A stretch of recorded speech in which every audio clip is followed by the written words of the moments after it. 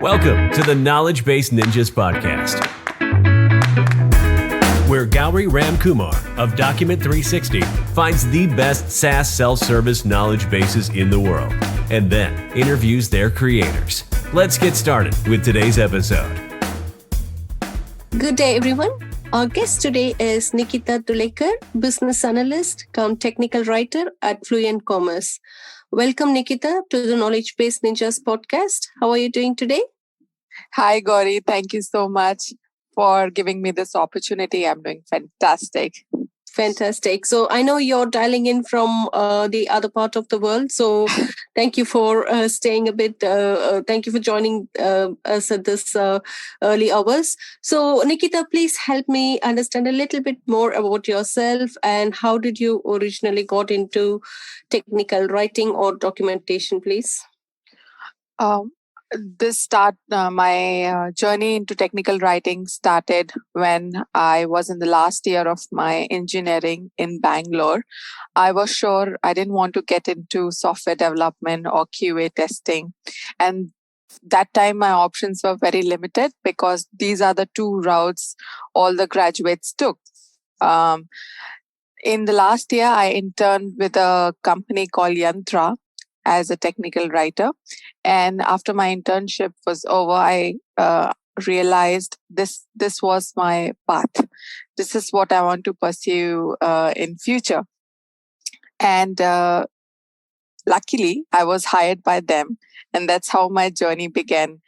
It was technical writing is a perfect combination of art and science. And that's what I look forward to incorporating in my writing every day.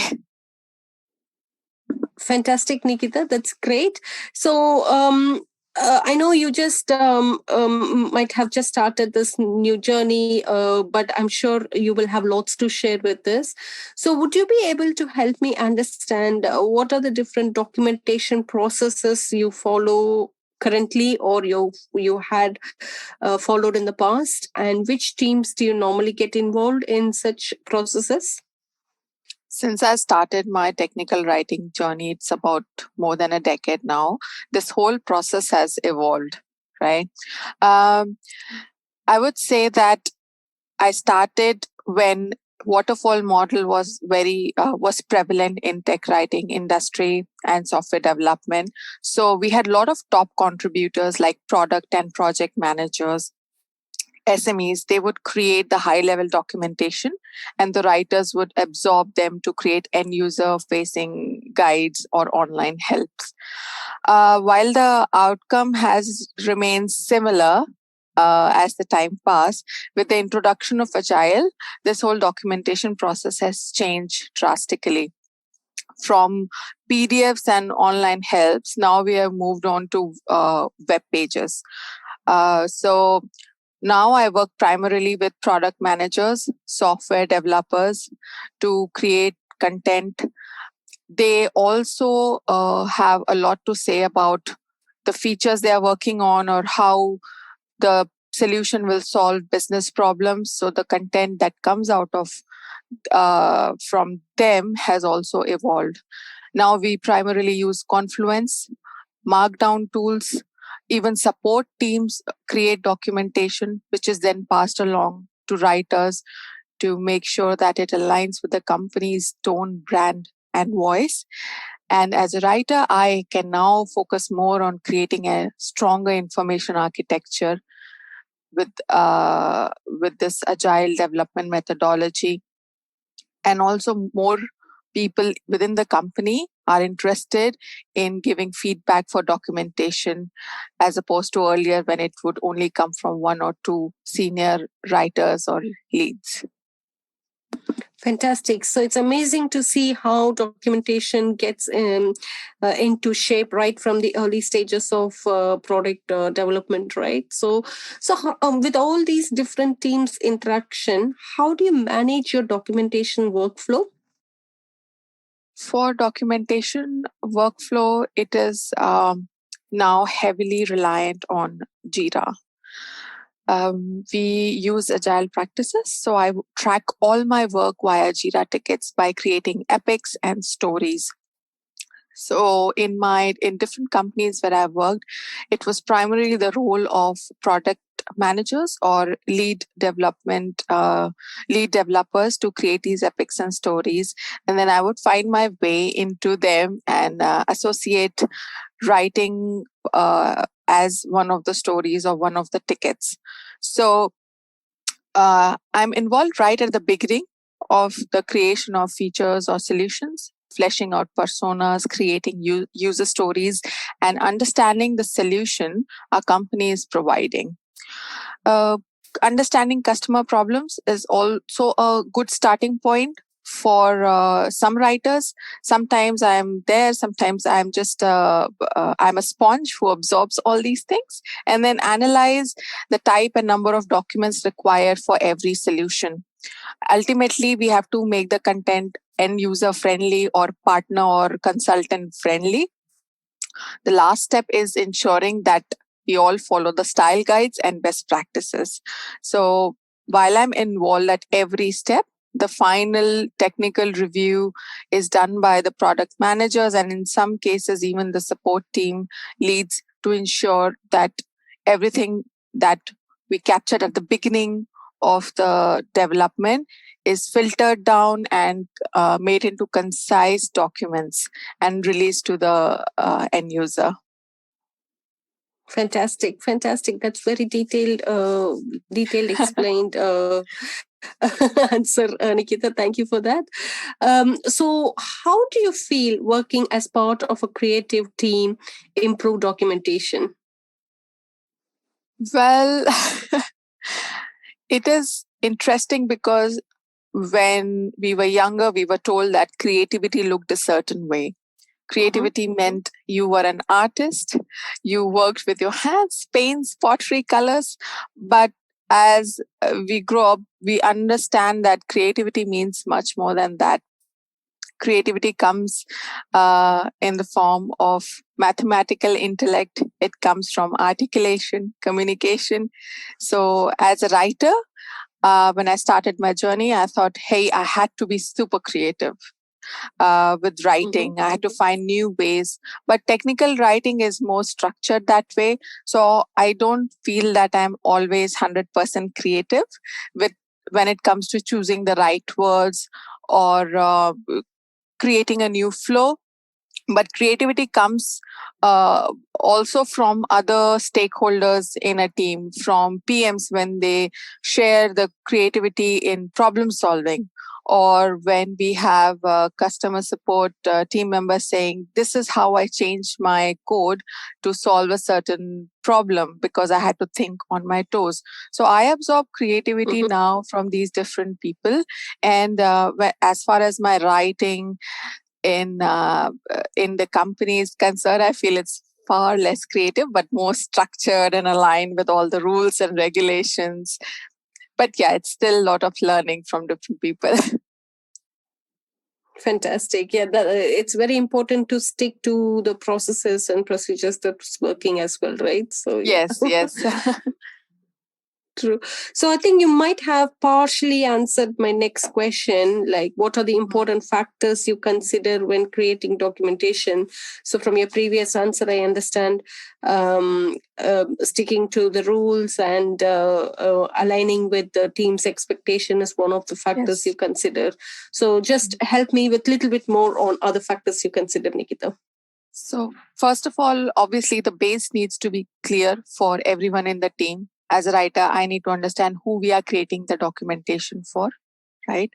Secondly, if you are working on a product that is evolving frequently, you have to come up with a methodology where as a writer, you can update the documents quickly, right? Secondly, see how your clients are accessing your documentation, which means, am I supposed to create PDFs? Is online help relevant, or just churning out quick and efficient web pages is enough? A lot of information comes from user research and user stories, which is often done by different teams. So while creating any documentation, I also ask them what was the customer's feedback, what are the pain points they have faced in the past, or actually I also look at Google Analytics to see how people are browsing our website. So that comes very handy in creating a new structure for my documentation. If I feel they don't navigate beyond a certain breadcrumb, then it's a good point of thinking that why are they doing so. Plenty of things to shape my documentation. The crux remains always the technical teams who guide me with that and tell me that this is what we are expecting to generate. How do you think this can be done? So a lot of brainstorming sessions also help me create a strong documentation. Fantastic. So basically, you follow the usage pattern for your documentation to learn the customer behavior. Yes, that's right. Fantastic. Right. Super. So have you seen any kind of reduction in your workload? It need not be with Fluent Commerce that you're currently working with. It could be from your previous organizations as well. But in general, have you seen any kind of reduction in workload since introducing quality documentation? Yes. By improving the quality of documentation or simply making it shorter but to the point, readers are able to understand complex scenarios with ease. Mm-hmm. Support teams have their own knowledge base in some cases, but I think they should be used as an accessory, which means that your core documentation needs to be very strong. And if that's there, then the support teams don't have to generate massive customized documentation for clients.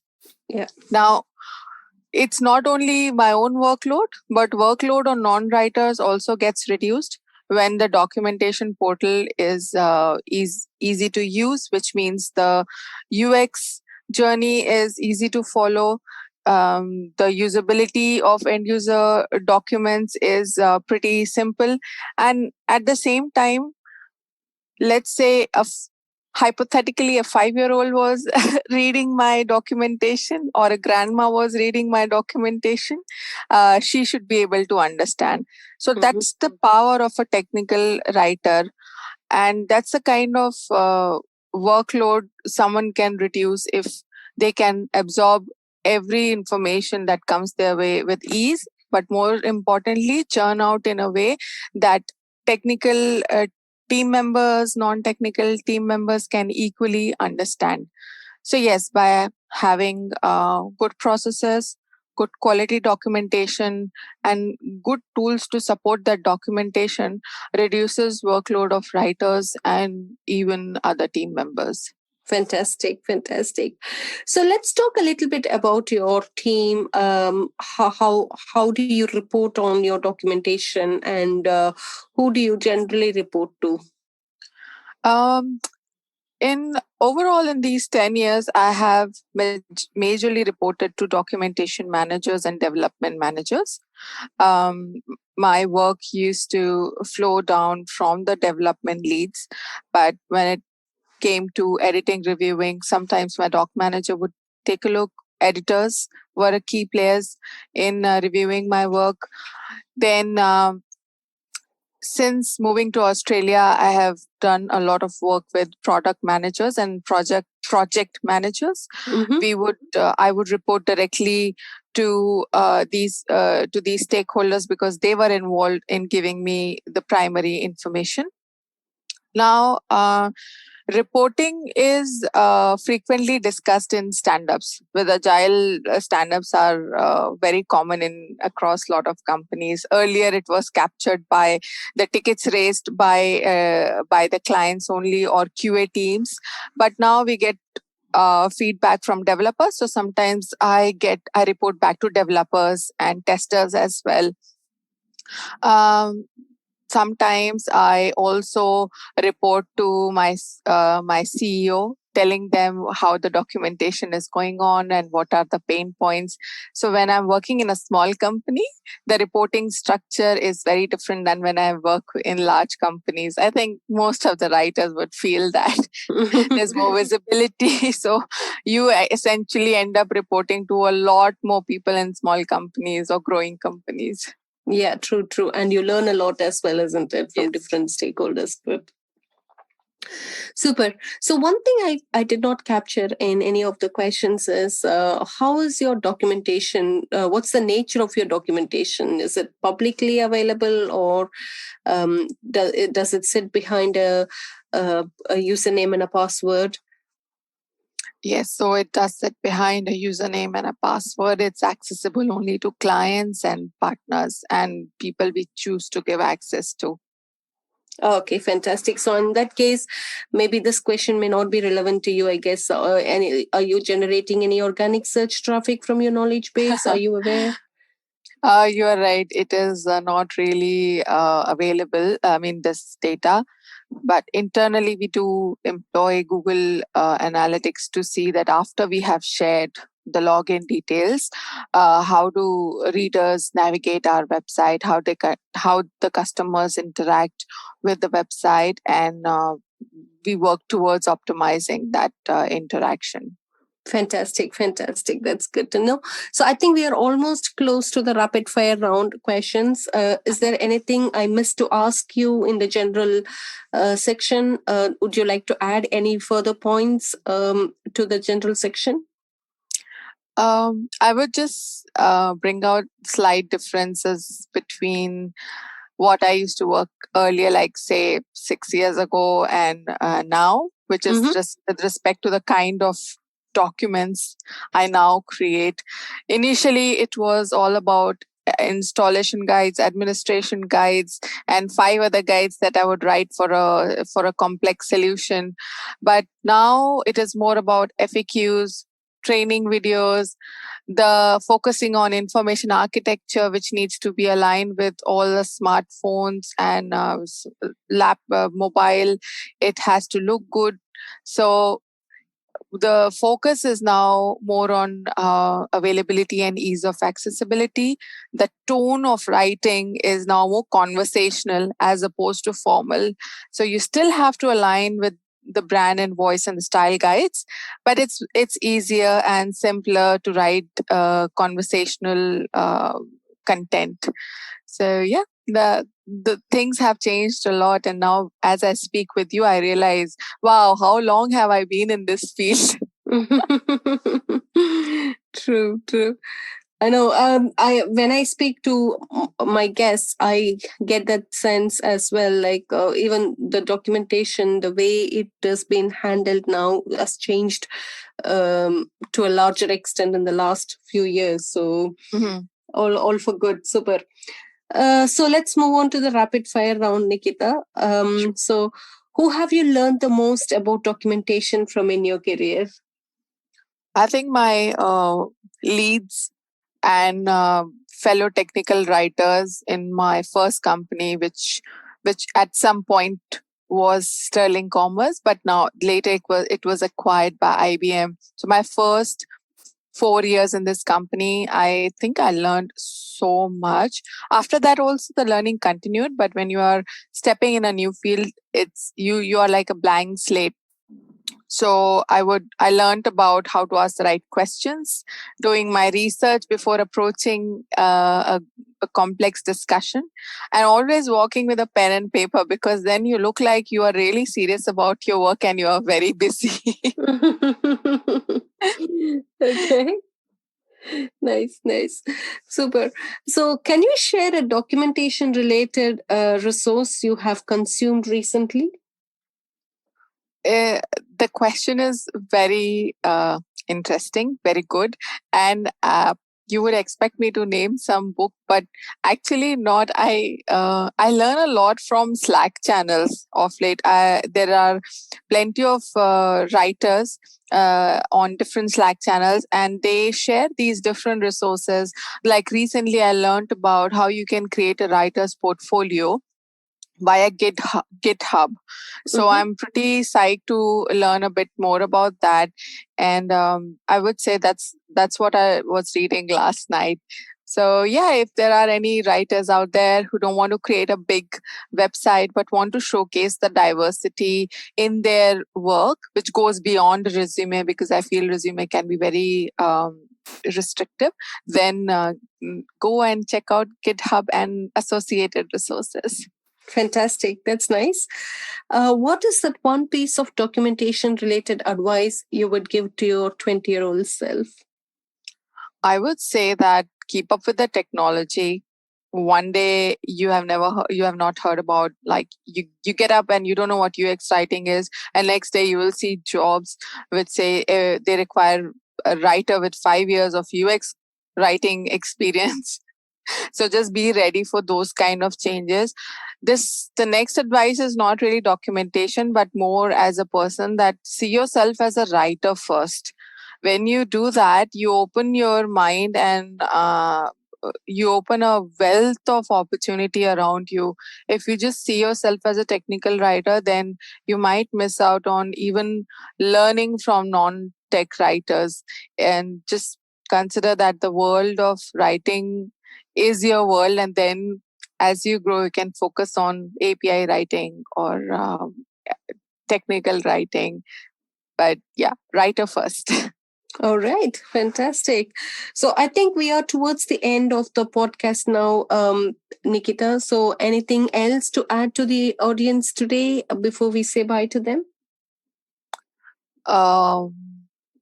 Just there are a lot of writers out there who, like me, work by themselves or in a very small team of just 2 writers.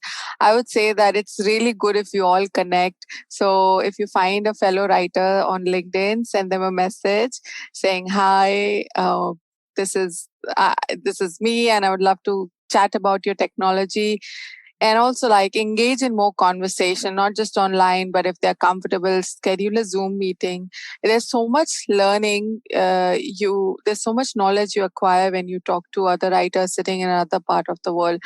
So let's utilize Zoom, utilize Google Meets, but definitely connect with fellow writers. All right, absolutely. So one of the main idea behind this Knowledgebase Ninjas podcast is also the same, connecting this community together. So each you all can share how things are happening at your end, so other people can get benefited out of it.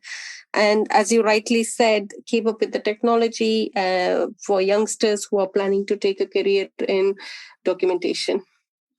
Yeah, thanks, Corey. You guys are doing a great job. This is God's work, I will say, especially for technical writers.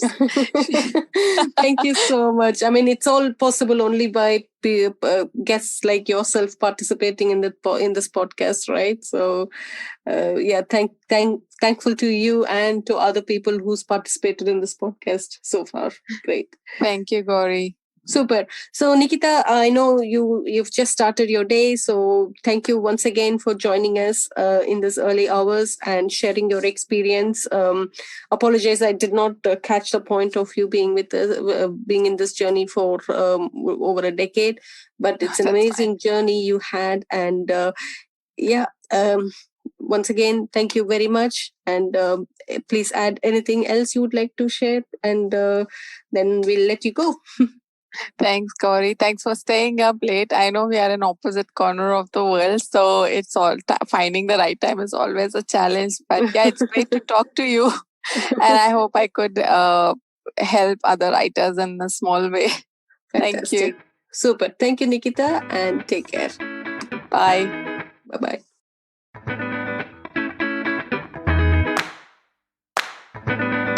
Thanks for listening to today's episode of the Knowledgebase Ninjas Podcast. Please head to iTunes, rate, and provide honest feedback on the podcast. See you next week.